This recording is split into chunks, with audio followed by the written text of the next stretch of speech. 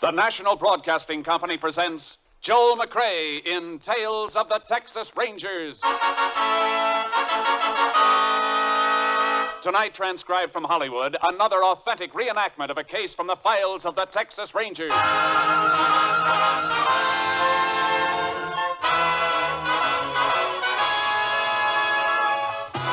Tales of the Texas Rangers, starring Joel McCrea as Ranger Jace Pearson.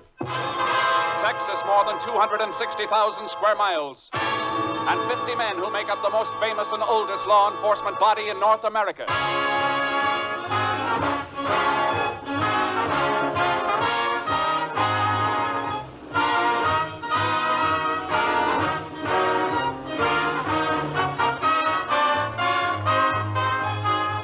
Now, from the files of the Texas Rangers come these stories based on fact. Only names, dates, and places are fictitious for obvious reasons. The events themselves are a matter of record.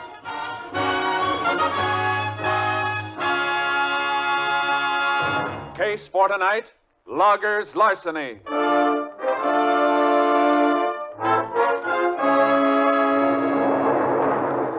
It is mid-afternoon, September 7th, 1938.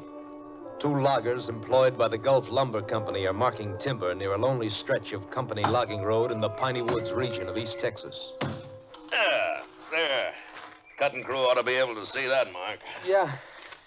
Well, looks like that's the last decent stick left in this stand of timber, too. Plenty more trees in the woods. Come on, we'll cross the creek and start working that stand up on the other side of the road there. We're already marked an awful lot of trees today. I think my axe is heavier than yours. I could do with a breather. Yeah, catch it on the run then. Come on. You'll get used to that axe. I told you I'd make a logger out of you. Just stick with me, kid. I'll put muscles like this on your arms. Air on your chest, iron in your fist. Yeah, if I live through it. Bull, I'm about done in. Oh, man, that creek sure looks good. Yeah, don't let it fool you. Ain't fit to drink down here. Sawdust pile at the mill poisoned it. Well, what do we do, Wade? Sure, ain't deep enough to swim, is it? But he want to ride across piggyback. Hey, Bull, look. Huh? Over there on the other side. Up there against that old cut-over stump. That's a car. Yeah, upside down, all smashed up. Well, come on. Somebody might be hurt. Hey, Bull, that's one of the company cars on the mill. Yeah, I see. Sure is wrecked, ain't it? Yeah. Hey, smell that gasoline. Tank's busted wide open. Sure good thing there wasn't a spark. Uh-huh. There'd been some fire if that gas had caught. Hey, look here, kid, in the front seat. Who is it, Bull? It's old man Hutton. What's left of him. It's the paymaster. Come on, we better get him out of there. No, we can't do nothing for him. But get a load of this bank bag. Hey, that's full of money. Uh-huh. Payroll for the mill. Bull, what are you doing? What are you stuffing that money in your shirt for? Look, kid, we ain't been around here, understand? Hey, you've got no right to that money. Who's got a better one? Who's even going to know it's missing? Unless you shoot off your mouth. Hey, you twisted my arm. I'll twist your neck right off your shoulders if you let out one word. Bull, the law. Forget the law. Just remember you'll get the worst beating you ever had. You understand? Yeah, I understand. Yeah, that's being smart. Here, throw this sack back in the car while I get my shirt buttoned. There's still some money left in it. Sure. All the coins and a few bills.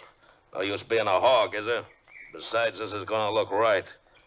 Throw it back in the car, I said. Sure, Bull. Sure. You got a match? Crazy, Bull, a match with all that gasoline spilled around here? Wait and see how crazy. Give me a match. Okay. Here. There's only one left in the box. That's all you got? Yeah. Well, we'll make us some counting. Now, get back out of the way.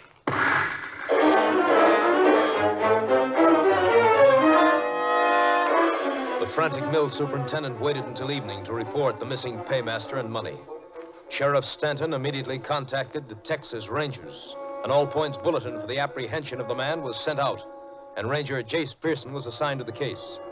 He arrived at the mill with the sheriff early the next morning. Here's the mill office, Jace. Might as well start there. The quicker we can get a line on Hutton, the better. Yeah. If he's making a run for it, he's already got a big lead on us. Sure. I've been waiting for you.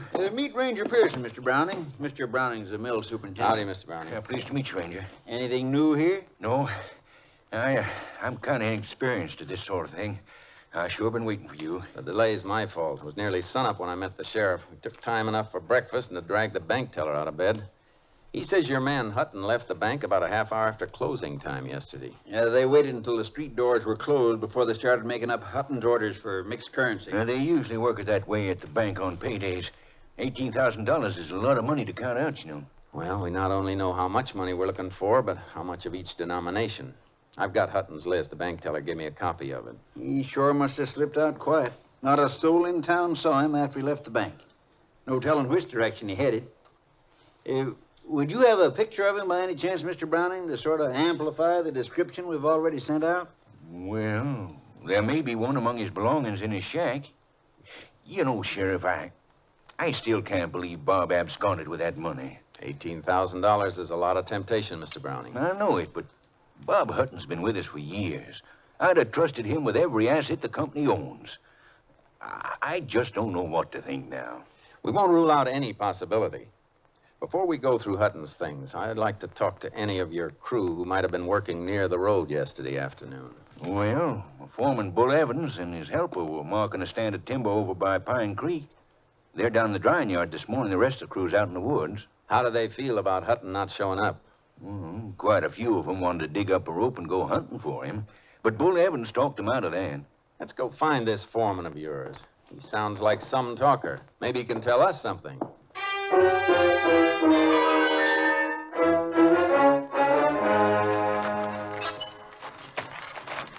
Put your shoulder to the dolly, kid. Here. Yeah, that's good. I will stack this load of sheathing beside that last bunch of 2-bys. Stand them on in and slide them in against the ridgepole there. Okay. This green stuff's as heavy as lead. Stack it up there straight. Want the whole blame rack to come down on top of you? What's the matter with you? You nervous? No, I ain't nervous. Give me a hand, won't you, Bull? Sure. There. Like I told you, keep your mouth shut and nothing will happen to you. Okay. Get that next stick now. Like that? Maybe we'll make a logger out of you yet. Bull, look, here comes the boss and a ranger. Yeah, and the sheriff. So what? Grab that next stick and remember what I told you about talking. Hello, boss. Sheriff, find old man Hutton in the payroll yet? Well, this is Ranger Pearson. Oh, howdy, Ranger. Ranger and the sheriff want to ask you and the boys some questions. Well, sure. Glad to help. Hey, kid, hold it a minute there, will you? Yeah, sure. I understand you were working somewhere near the road from town yesterday afternoon. No, we're working a standover on Pine Creek. Sometimes it was near the road, sometimes it wasn't. Did you see anything of Hutton or the company car he was driving? We didn't see any car, did we, kid? No. Did you hear a car going either way on the road? Yeah, we didn't hear nothing, we didn't see nothing. I'm afraid you're barking up a wrong tree, Ranger. How's that, Bull? Old man Hutton wasn't crazy. He'd seen a chance at a lot of money, and he took it. He never headed back this way from town. You'll pick him up someplace long gone from here. All right, Bull. That's all. Yeah, come on, kid. Let's get back to work. Wait a minute. I haven't talked to your helper yet. Well, Bull told you, we didn't see nothing. I don't know nothing about that money. We're looking for a man right now, son. Not the money he was carrying. Are you as convinced as Bull here that he ran off with the company payroll? Well, Well, are you or aren't you? I don't know nothing about it, I tell you. What are you so nervous about? Well, nothing. I just don't know nothing about it. Look, son, maybe you don't know it, but there's a severe penalty for withholding information from the law in this state. If you do know anything about this case, anything at all, it's your duty to tell the ranger and me now. Well, Yeah? Well, there's a pretty bad turn over there on Pine Creek. Mr. Hutton might have had an accident when nobody was around. Say, that is a possibility, Ranger.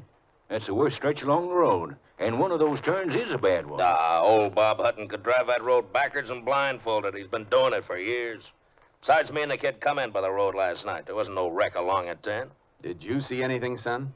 No, there wasn't nothing along the road when we went by. We came out that way this morning, Jace. Wasn't anything inside then either. Well, the area along the creek is an old cutover. Brush has come back thick in spots. The car down in there could be completely hidden from the road. Well, we're going to have to search every inch of the way out from town to eliminate accident as a possibility in this case anyway, Jace. This bad turn out by the creek sounds like as good a place as any to begin with. Yeah, let's get out there and take a look. You mind showing us that cutover, Mr. Browning? Well, not at all, Ranger. I'll get my car and you can follow me. Bull, if anything comes up here while I'm going, you take care of it for me, will you? Oh, sure, boss. Sure. I'll take care of everything. Hey, don't you want me to go with you? No, thanks, son. You better stay here. Yeah, kid, you stay here. There's gonna be plenty to keep you busy.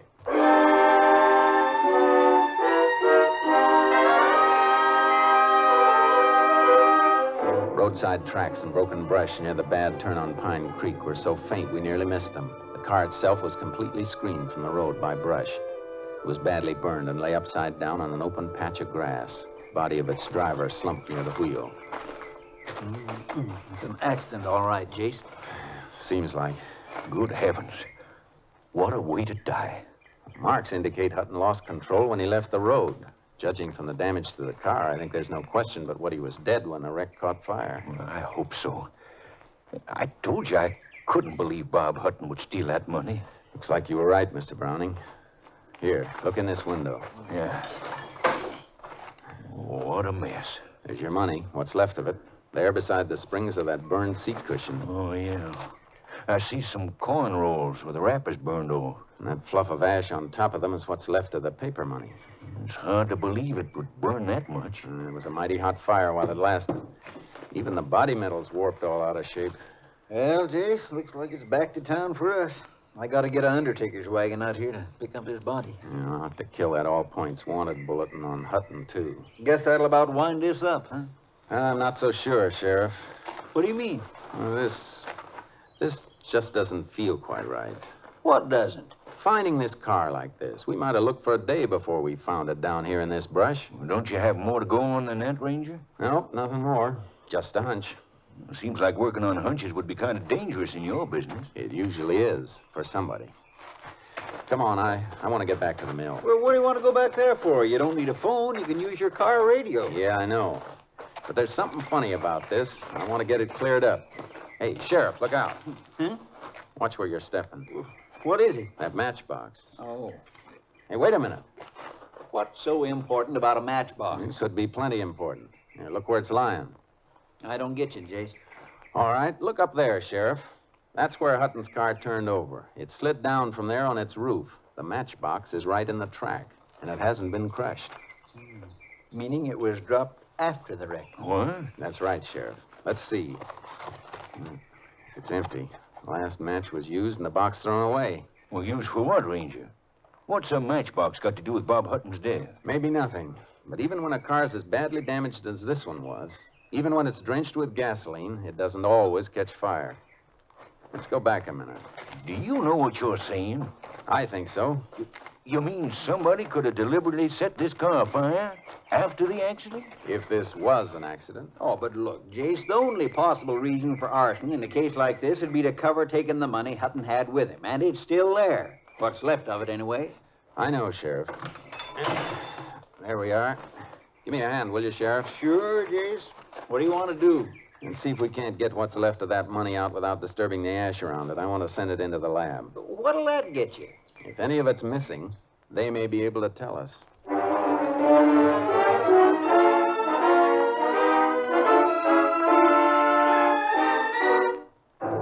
We removed the remains of the charred money bag and its contents as carefully as possible and packed them for transfer to the laboratory. When we drove back to the mill yard, Bull Evans was just coming out of the office. Hi. You find any sign of Hutton? Yes. He's dead, Bull. Dead. He had an accident near Pine Creek. Just about where that kid suggested we look, too. Well, can you beat that? Where is the kid? I think we'd better talk to him again. Well, you ain't gonna get much out of him, Ranger. Why? No, these young punks never look where they're going or what they're doing. He's got himself really bunged up. Where is he? In the first aid room back at the office, I wanted to send for a doctor, but he wouldn't let me. I got him on a cot back there. He don't feel so good. Let's take a look. Come on. You too, Bull. Yeah, sure. Right through there, Ranger. Okay.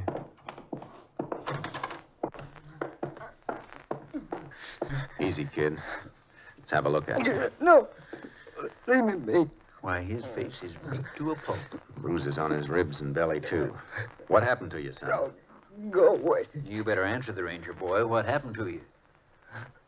Go on, kid. Tell him what happened. The drying rack. It fell on me. You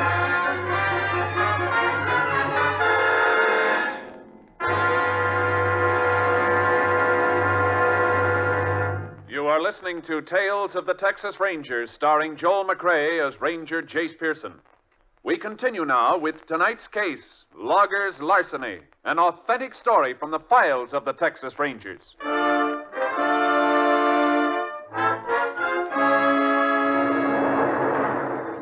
The kid was in no condition for further questioning. When we were unable to persuade him to submit to medical treatment, the sheriff and I returned to town and had a talk with the justice of the peace. The next morning, the sheriff attended Hutton's inquest while I waited in his office for a call from our lab at Austin. It had just come through when the sheriff returned. Sorry to be so long, Jace. Oh, that was comfortable, Sheriff. You got a nice office. Thanks. Inquest over? Yeah. Death by natural causes, I suppose. Yeah, failure of the heart. Doc says Hutton was dead when his car left the road. An out-and-out accident. Oh, look, Jace, it's like the JP told you last night. That matchbox don't mean anything. It could have blown in on those tracks. I guess this isn't my week for hunches, Sheriff. Now, the lab report came in, too. How did it add up? Coins in the bank sack tallied exactly with the withdrawal slip the teller gave us. Oh, how about the bills, the paper money? There were traces of them in the ash. The quantity was small and might indicate some paper money was missing, but it burned so completely the lab couldn't be sure. Yeah, looks like that's that. Yeah. Well, Sheriff, guess I better get started. Well, so long, Jason. Thanks. See you again on another case. Yeah. Call us anytime you need us. You know, Sheriff, it still doesn't feel right. You know, Jace, it doesn't to me either. There's that matchbox. Sure, it could have blown in there, but that kid at the mill. Yeah? What about the kid? If he had a hunch Hutton's car was wrecked and where it might be, why didn't he tell his boss that as soon as he and Bull came in from the timber? Yeah, that's right. As it was, he didn't tell us till we dragged it out of it. That turn out there didn't have anything to do with Hutton's death. His heart quit. He could have gone over the edge anywhere along the road. Yeah, but Jace, he did go over at that turn. Sure he did. And that's why the kid couldn't have known the car was there unless he'd seen it. Then Bull Evans and the kid were lying. But why? That's what we're going to find out. That and why the drying rack fell on the kid. Kind of funny two accidents should happen so close together. Come on, Sheriff. Let's get out to that mill.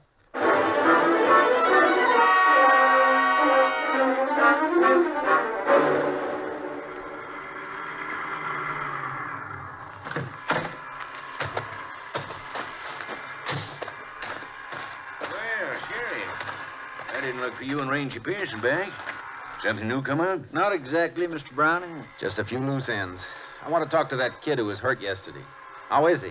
Oh, apparently a lot better than he looks. How's that? He was up for breakfast this morning. Insisted he was in shape to work. In shape to work? That's what he claimed. That kid was in shape for a hospital. Bull banked him up. He'd been taking care of him. I guess he ought to know. They around the yard here? Well, Bull didn't figure the kid was quite up to yard work. They went out with a felon crew. Together? Sure. Bull said he'd watch after the kid. Oh, he did, huh? Where are they? Up in the northeast quarter of Section 3 someplace, about 4 miles out. Come on, Sheriff. We better get out there.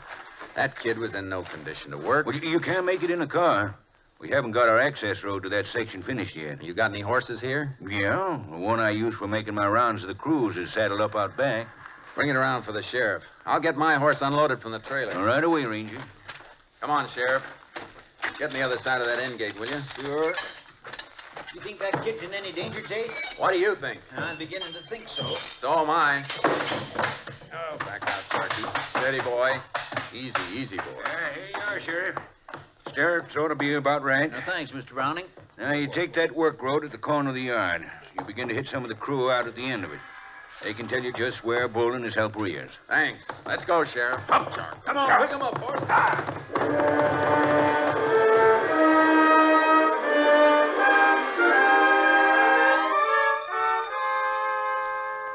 Following Mr. Browning's directions, we found some of his sawyers and axemen at work in deep woods.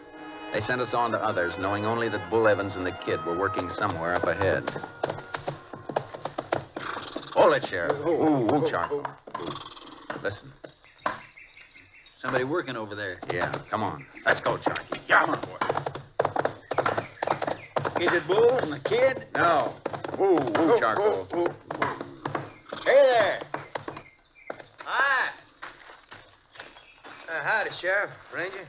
What you doing out here? Looking for Bull Evans and his partner. Boys down the line said they were up this way. Yeah, they were a little while ago. Where'd they go? Blamed if I know. Them two are crazy. Crazy? What do you mean? That bull was working over there. You can see the cut he was making. Uh-huh. The kid wasn't worth much, bunged up the way he was, so he was just fooling around, kind of grubbing out a little brush. Well, Bull come over to bum the smoke off of me, and when he turned around, the kid was gone. Gone? Yeah, slipped off in the brush. Bull hollered for him. When he didn't get no answer, Bull took right off after him, swearing fit to make old Paul Bunyan turn over in his grave. How long ago? Oh, 10, maybe 15 minutes ago. Come on, Sheriff. Hey, look, what is all this? Tell you later, son. Come on, let's go, Mark. Lift him, son.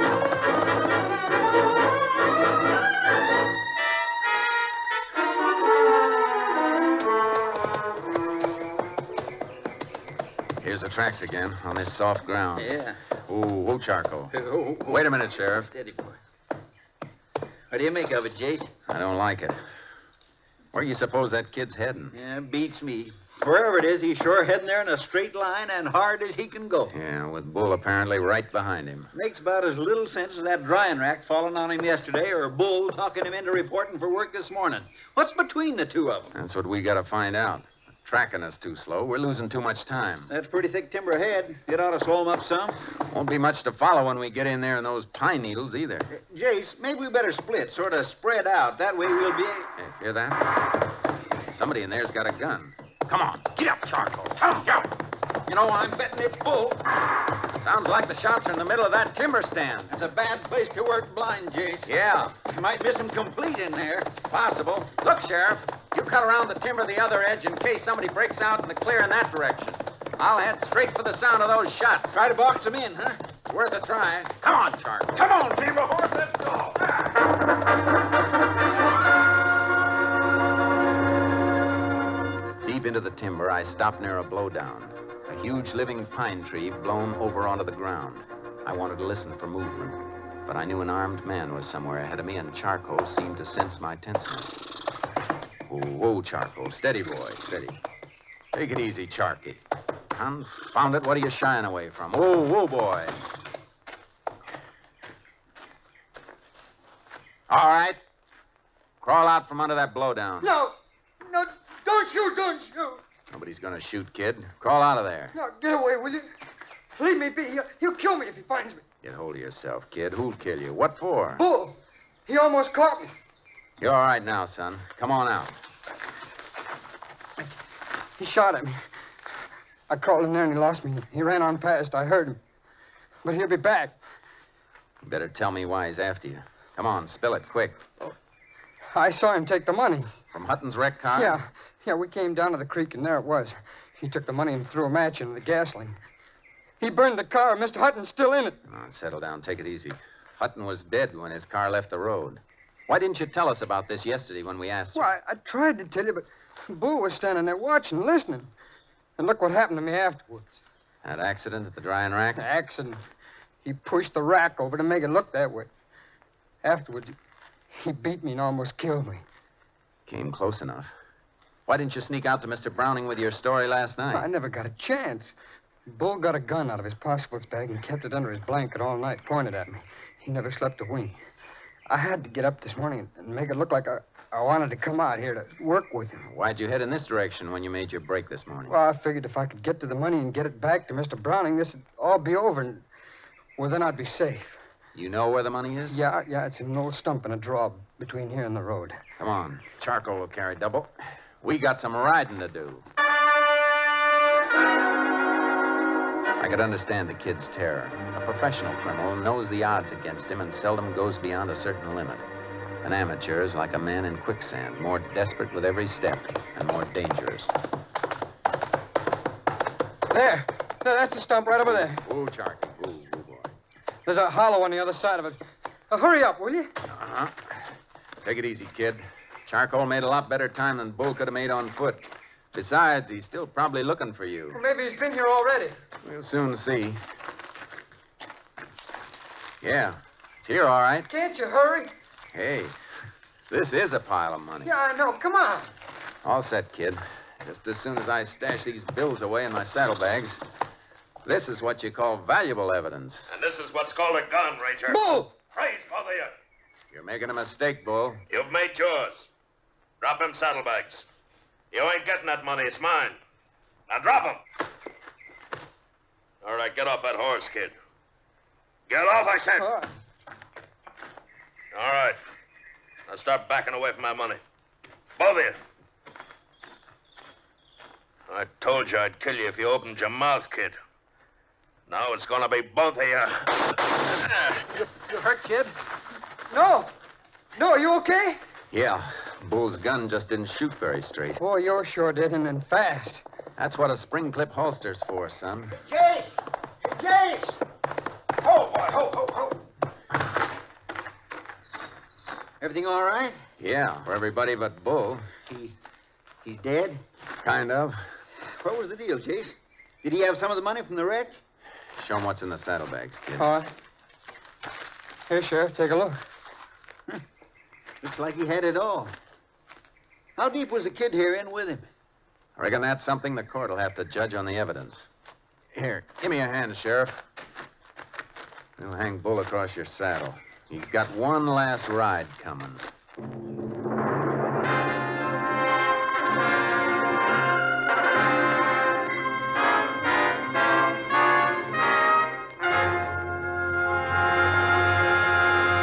On November 12th, 1938, the kid was arraigned before the county court and found innocent of willful complicity in the theft from the paymaster's wrecked car.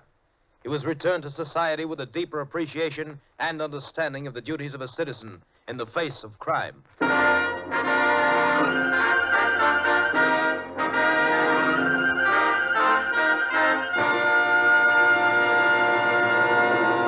And here again is the star of our show, Joel McCrea. You know, we're awfully grateful to you people for the nice letters you've sent in. It makes you feel good to know that there's some folks who just want to let you know that they're all for you and that they like your show. I know it's kind of an effort to sit down and write a letter or postcard to a voice hundreds of miles away, and that's why it would be downright ungrateful if we didn't thank you for your trouble. It's really a compliment. There's a little story I ran across about a ranger I thought you'd like to hear before we say goodnight. I thought it was kind of funny. It seems that in the days when the Texas Rangers were charged with the enforcement of the prohibition laws, their reputation for apprehending offenders caused moonshiners to keep a sharp eye out for these famed officers. One day on a lonely road in East Texas, a moonshiner with a load of bootleg whiskey rounded a turn and came upon a man dressed in khaki clothes, big hat, and boots, signaling him to stop. Frantically, he grabbed a wrench and broke all 10 of the 1-gallon bottles of whiskey. Turning to the man on the road, he called, "You can't arrest me, Ranger. You ain't got no evidence." "What do you mean, fellow?" replied the Texas Ranger. "I have a flat tire. Can you loan me your jack?" Good night, folks. See you again next week. Next week, Joel McCrea in another authentic reenactment of a case from the files of the Texas Rangers.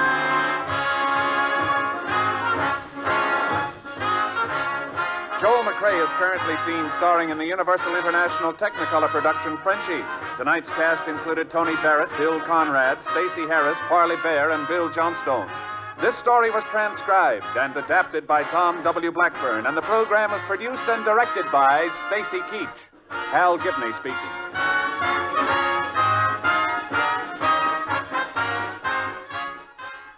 Three chimes mean good times on NBC. Monday is for music, the best in music on NBC. Tomorrow evening, the telephone hour brings you contralto Marian Anderson as guest soloist. And for a melodic blend of light classical and classical music, you're invited to the second concert in a new Monday evening series by the Boston Pops under the baton of Arthur Fiedler. Now, Jack Parr with the $64 question for more good times on NBC.